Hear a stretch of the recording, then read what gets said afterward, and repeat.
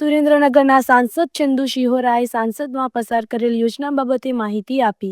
અગાઉ ગુજરાતમાં મનરેગા યોજના થકી ગામડે ગામડે લોકોને રોજગાર મળી રહેતી હતી, જે મનરેગા યોજનાનું નામ બદલીને હવે જી રામજી કી યોજનાનું બિલ સાંસદમાં પસાર કરવામાં આવ્યું હતું। અગાઉ આ યોજના થકી 100 દિવસ લોકોને રોજગારી મળતી અને હવે 125 દિવસ રોજગારી મળશે। ગત સપ્તાહે સાંસદમાં બિલ પસાર કરવામાં આવ્યું હતું। ગ્રામ પંચાયત દ્વારા યોજનાના નકશા તથા પ્લાન બનાવવામાં આવશે, સાથે જ મજૂરોની ડિજિટલ હાજરીમાં પણ સતત મોનિટરિંગ રાખવામાં આવશે। ખેત મજૂરોને પણ પૂરતું વેતન મળી રહે તે માટે જી રામજી કી યોજના થકી વધુ વેગ મળશે।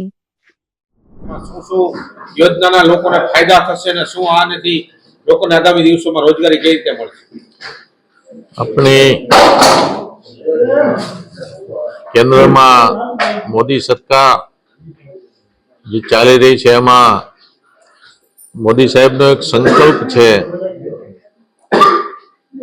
કે મારા દેશનો પૈસો યોગ્ય જગ્યાએ વપરાય, પૈસાનો યોગ્ય રીતે એની વિવિધ યોજનાઓ દ્વારા અમલીકરણ થાય અને ક્યાંય પણ ભ્રષ્ટાચારનો અવકાશ ન રહે એના માટે આ જી રામજી યોજના અમલમાં આવી છે।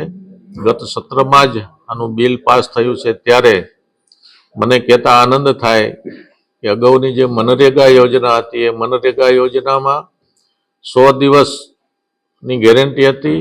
આ જી રામજીની યોજનામાં 125 દિવસની ગેરંટી આપવામાં આવી છે અને ગ્રામ પંચાયત દ્વારા જ એના પ્લાન નકશાઓ બનાવવામાં આવશે।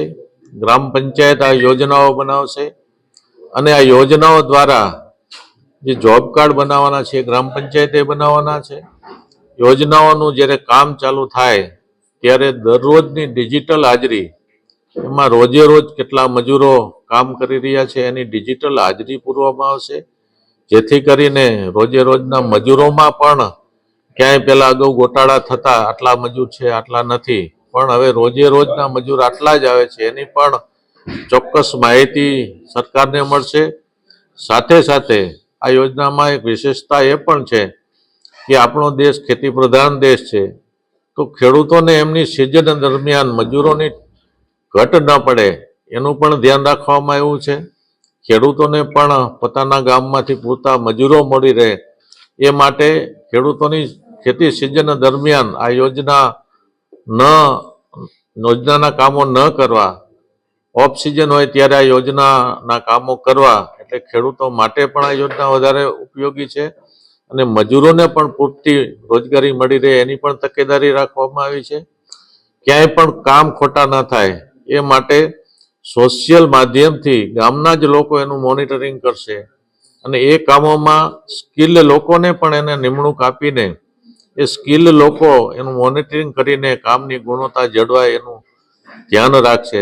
ત્યારે આ જી રામજી યોજના આપણા દેશના તમામે તમામ લોકોને નજરમાં રાખી અને બનાવવામાં આવી છે અને આ યોજના દ્વારા ખરેખર ગામડાનો સર્વાંગી વિકાસ થાય